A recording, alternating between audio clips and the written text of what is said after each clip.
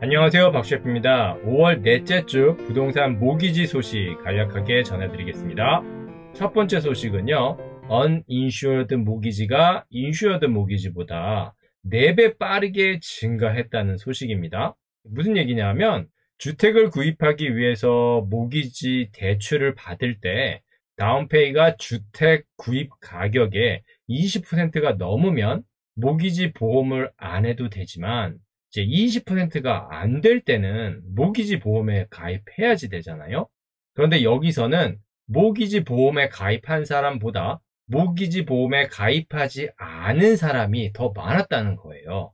그러니까 이 얘기는 주택 구매 가격의 20%에 해당하는 다운페이를 가지고 있는 사람이 그 20% 미만으로 가지고 있는 사람들보다 4배 이상 많다는 얘기니까 아무래도 모기지 보험을 이용해서 모기지 대출을 받는 사람보다 상대적으로 여유가 많은 사람들인 거죠. 그래서 여기 보시면 많은 주택 구매자들이 처음 주택을 하는 구매자가 아니거나 다운페이가 넉넉한 사람이라는 것을 의미한다는 거죠.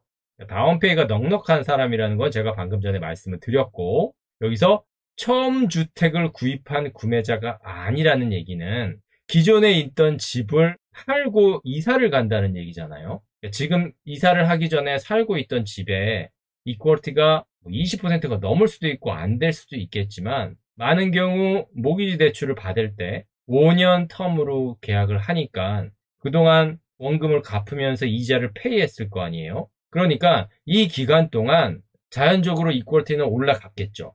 이 사람들 같은 경우는 처음에 주택을 구입할 때는 다운페이가 20%가 안 됐더라고 치더라도 해당 주택에서 거주하면서 원금과 이자를 상환하면서 다운페이 비율이 올라갔겠죠. 그리고 예전에 20% 이상 줬던 사람들은 당연히 지금 현재는 더 많은 다운페이를 만들 수 있었을 거고요. 그래서 이 도표에서 보시는 것처럼 이 빨간색 선은 모기지 보험을 들지 않고 모기지를 빌리는 사람들의 추세고요. 밑에 있는 검정색 선은 다운페이가 부족해서 모기지 보험에 가입을 하고 모기지 대출을 받는 사람의 추세거든요. 그러니까 밑에 검정색 선은 일정한 수준을 유지하고 있는데 반해서 이 빨간색 선, 그러니까 모기지 보험에 가입하지 않고 모기지 대출을 받는 사람들의 비율은 계속해서 상승하고 있는 거예요. 그러니까 지금 주택 시장이 과열 양상을 띠고 있고 거품이라는 얘기가 또 많이 있는데 그 과열된 시장에 가장 큰 역할을 한 사람들은 이 빨간색 선에 해당하는 분들이라는 거죠. 그러니까 다른 말로 간단하게 얘기하면 첫 주택 구매자보다는 기존에 자금이 있고 주택이 있었던 그런 분들이 더 넓은 집으로 이사를 가거나 아니면 투자용으로 주택을 구입하면서 주택 시장이 우상향했다는 겁니다. 그래서 지금의 과열된 주택 시장은 다른 여러 가지 이유도 있지만 그 많은 이유 중에 한 부분을 보충해 줄 수 있어서 이 소식을 가지고 와 봤습니다. 그리고 다른 소식은요, 캐나다 신규 주택 착공이 20% 하락하기 시작했고요. 그리고 그 이유가 건축 비용이 상승했기 때문이라고 해요. 그러니까 원자재 가격이 너무 상승했죠, 지금. 그래서 어떤 프로젝트들 같은 경우는 예정되어 있는 시간에 완공을 못하고 있죠. 건축 비용이 너무 상승해서 그 비용을 충당하지 못했기 때문에요. 이와 함께 또 다른 프로젝트들은 아예 시작조차 못하고 있는 거예요. 그러니까 건축 비용, 원자재 가격이 얼마나 된다는 걸 예상을 하고 그 예상 아래에서 이제 프로젝트가 착공을 하는 거잖아요. 그리고 그 예상으로 분양 가격도 정해서 해당 프로젝트를 파는 건데 이 예측보다 원자재 가격이 상승하는 속도가 훨씬 빠른 거죠. 그러니까 그 전에 만들어 두었던 해당 프로젝트의 예상들이 다 틀리게 된 거잖아요. 그래서 한편에서는 이제 이런 건축 비용 상승 때문에 앞으로 재정 상태가 좋지 않은 건설사에서는 진행 중인 프로젝트를 캔슬할 가능성도 있다는 얘기들이 있는데 뭐 그건 두고 봐야겠고요. 그렇지 않아도 이제 부족한 주택 공급에 또 다른 적신호로 작용하고 있는 거죠. 그리고 그 다음 소식은요. 최근에 주택보험회사인 사쟁과 부동산 브로커리지인 르알 리페이지가 지난 2년 동안 주택을 구입한 전국의 909명의 최초 구매자들을 대상으로 인터뷰한 결과를 발표했어요. 그래서 이 조사에 따르면 이제 급등하는 주택 가격으로 인해서 이제 많은 최초 주택 구매자들이 다운 페이먼트 마련을 가장 큰 걱정거리라고 여기고 있는데, 뭐 사실 이건 모두 다 아는 사실이죠. 주택을 구입하신 분들도 예전에 이런 과정을 거치셨을 거고, 지금 주택을 구입하시려는 분들은 이 다운페이 마련을 위해서 지금 노력하고 계시는 거잖아요. 그런데 흥미로운 수치가 여기 보시면 조사 대상자 중 25%가 첫 집을 사기 전에 부모 또는 친척과 함께 살았고, 응답자의 50%는 가족에게 임대료를 지급했는데, 이 지불한 응답자의 34%는 시가보다 적게 지불했다고 하고요. 그리고 응답자의 15%에 달하는 가정에서는 부모가 원래 다운사이징을 하려고 했는데 자녀하고 함께 살고 있으니까 다운사이징을 못하는 거죠. 그래서 자녀가 주택을 사든지 아니면 뭐 렌트든지 부모의 짐을 나가기 전까지 다운사이징을 위한 결정을 늦췄다는 거예요. 그러니까 다운페이를 마련하기 위해서 부모의 도움이 없이는 다운페이를 모으는 것조차 쉽지 않다는 거죠. 그나마 이렇게 부모의 자가에서 지내면서 소득을 절약해서 다운페이를 모으는 사람 같은 경우는 그나마 다행인데, 사실 그렇지 않은 사람도 많죠. 그런 분들 같은 경우는 더 많은 시간이 필요하겠죠. 그러니까 결국 급등하는 주택 가격으로 인해서 빈부격차가 더 커질 수밖에 없는 구조로 가고 있는 거죠. 그래서 이 소식은 급증하는 주택 가격으로 인해서 이제 다운페이를 마련하는데 어려움을 겪고 있는 최초 주택 구매자들의 상황을 단편적으로 보여주고 있습니다. 자, 그리고 다음 소식은 엇갈린 공급과 수요라는 제목인데요. 무슨 얘기냐면 여기 보시면 블룸버그 뉴스의 최근 데이터에 따르면 이제 주요 도시에서 주택 판매의 60%가 단독주택을 위한 것이라고 그랬거든요. 그리고 여기서 4분의 1만이 콘도와 같은 아파트용이라고 그랬어요. 무슨 얘기냐 하면은요, 지난달을 제외하고는 계속해서 주택 판매량이 상승했잖아요. 그런데 그 주택 판매량에서 60% 정도가 단독주택이라는 주택 형태고, 나머지 4분의 1 정도가 이제 콘도나 아파트와 같은 주택 형태라는 거예요.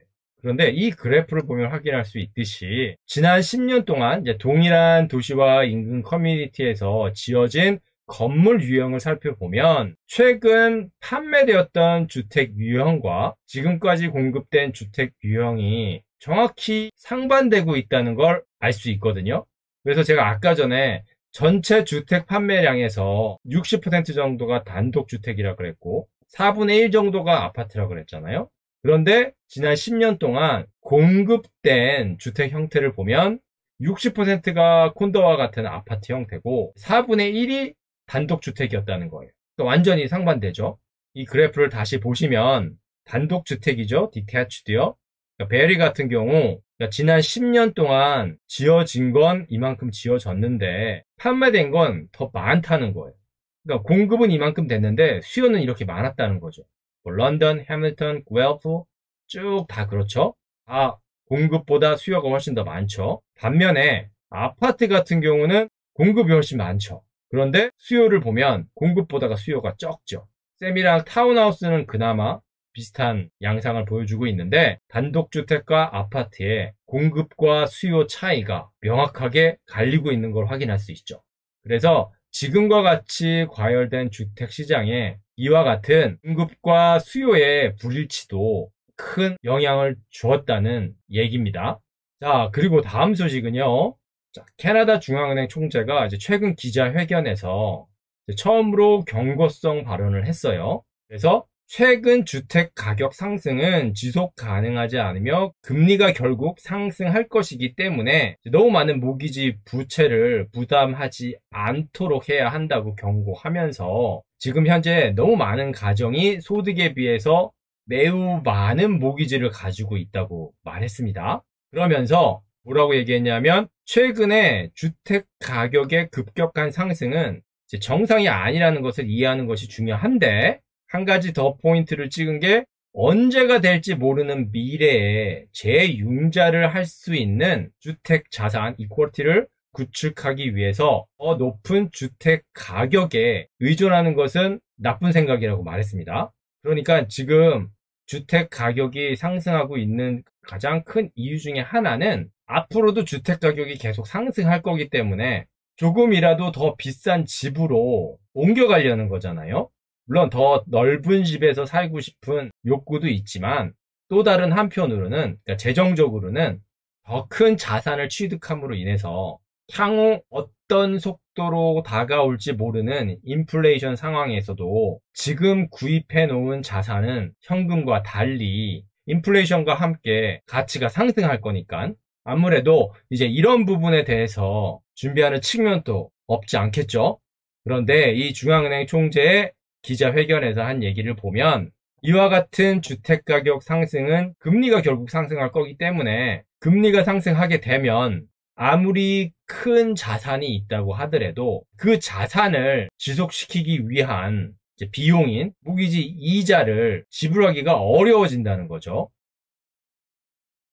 그런 의미에서 더 높은 주택 가격에 의존하는 것은 나쁜 생각이라고 추가했습니다. 그러면서 팬데믹 기간 동안 신규 모기지의 질이 이제 악화되었는데 최근에 loan to income ratio라고 대출 대 소득 비율이 450%를 초과하는 신규 모기지 비율이 작년 하반기에 22% 증가한 걸로 나타났어요. 이 수치가 예전에 이제 규제 당국이 모기지 자격 규정을 강화했던 2016년과 2017년의 범위를 넘어섰다는 겁니다. 그래서 이 소식에서는 캐나다 중앙은행 총재의 인터뷰 내용을 바탕으로 현재 주택시장에 대한 경고를 강조하고 있습니다.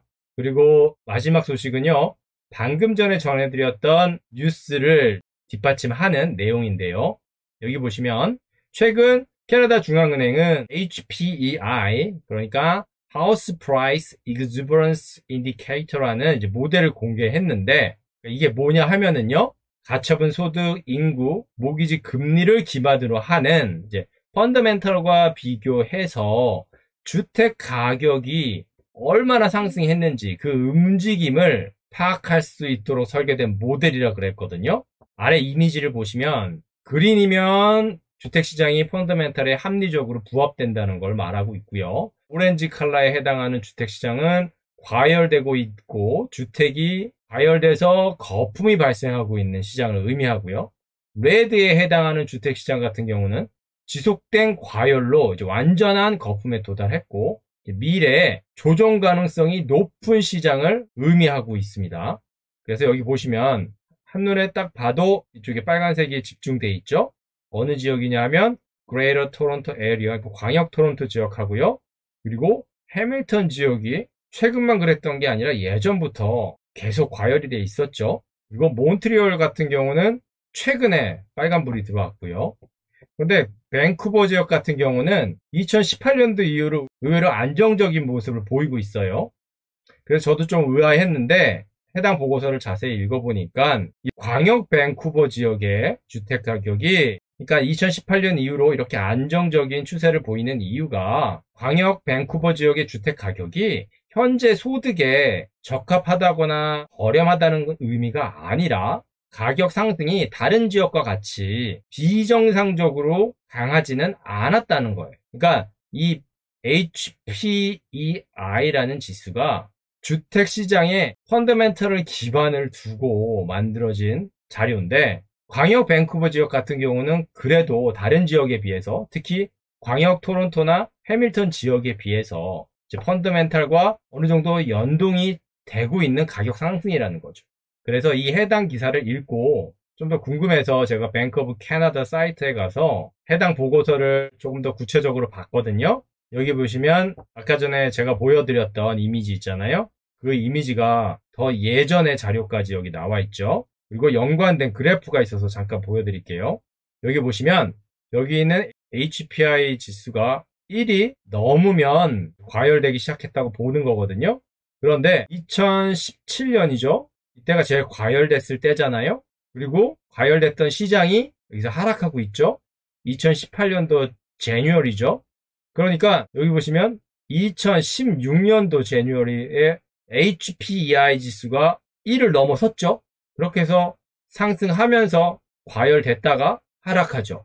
그런데 공교롭게도 여기 보시면 2020년 제뉴얼이에요. 코로나 사태가 발생하기 조금 전이죠. 그러다가 코로나 사태가 발생하고 7월에 HPEI 지수가 1이 됐죠. 그리고 계속해서 상승하고 2021년 제뉴얼에 2까지 올라온 거죠.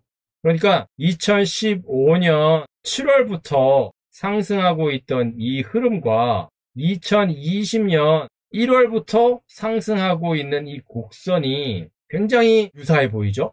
그러니까 이 그래프에서는 2021년 1월까지 나와 있는데 지금 5월이니까 이 추세로라면 5월이면 한 이 정도까지 와 있겠죠. 더 올라갔을 수도 있고요. 여기서 더 이렇게 올라갔을 가능성이 높죠? 실제로는. 그래서 이 그래프의 추세처럼 과거의 이 흐름과 현재가 반복이 된다면 쯤에서 다시 떨어질 가능성도 있죠. 물론 보합이 될 수도 있고요. 그래서 이런 뉴스와 캐나다 중앙은행에서 발표한 자료들을 소개시켜 드리는 이유가 최근 캐나다 중앙은행의 입장이 변화된 모습을 보이고 있다는 겁니다. 올 초에는 부동산 시장에 대해서 방관된 모습을 보이고 있었잖아요. 사실은 방관보다는 서포트 한다는 얘기가 더 맞죠. 경제를 살리기 위해서는 그때와 같은 주택 시장의 활성화가 필요하다고 얘기했으니까요. 그런데 이번에는 얼마 전에 모기지 스트레스 테스트를 강화한다는 발표 이후에 금리가 인상될 거고 양적 완화를 축소할 거고 가계부채가 급증하고 있다는 등등의 이유를 들어서 지금의 주택 시장에 대해서 경고를 하고 있는 겁니다. 그러니까 더 엄밀하게 얘기하면 주택을 구입하려는 구매자들한테 경고를 주고 있는 거죠. 그래서 현재 이런 상황에서 실제 주택 시장은 6월 1일부터 발효가 될 스트레스 모기지 테스트 강화가 얼마나 부동산 시장에 영향을 줄지 숨죽이고 살짝 지켜보는 그런 모습입니다. 그래서 예전에 모기지 스트레스 테스트가 강화되면 이제 강화되는 스트레스 테스트 때문에 주택 구매에 걸림돌이 될 수 있는 구매자들을 위주로 주택 시장이 더 뜨거워질 거라는 예측도 있었거든요. 근데 지금 현재 주택 시장은 그런 모습들은 크게 보이지 않고 있습니다. 오히려 주택 가격이 많이 올랐기 때문에 주택 가격이 오를 만큼 올랐다고 생각하는 구매자들을 중심으로 6월 1일 날 시행되는 모기지 스트레스 테스트 강화가 실제로 어떤 영향을 줄지 지켜봐야겠죠? 네, 오늘은 여기까지만 하겠습니다. 지금까지 영상이 도움이 되셨다면 좋아요, 구독, 알람 버튼 부탁드립니다. 지금까지 박셰프였습니다. 감사합니다.